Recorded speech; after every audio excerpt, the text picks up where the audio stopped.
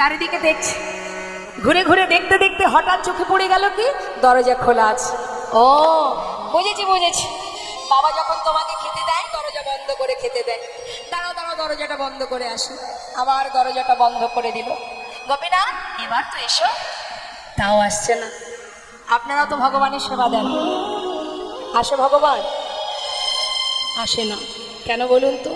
আমরা তাকে চিত্রপট ভেবে ভালোবাসি, চিত্রপট বিগ্রহ এই ভেবেই সেবা দিই, নিজের জন ভেবে তো সেবা দিই না। আজ বারবার ডাকা সত্ত্বেও আসছে না, কিন্তু ছেলে কি করলেন? রেগে গেলেন। কি ভাবছো তুমি আসবে না? আমি এত করে ডাকছি তুমি আসবে না? আমার কি কষ্ট হয় না? কখন থেকে ডাকছি তুমি শুনতে পাচ্ছ না?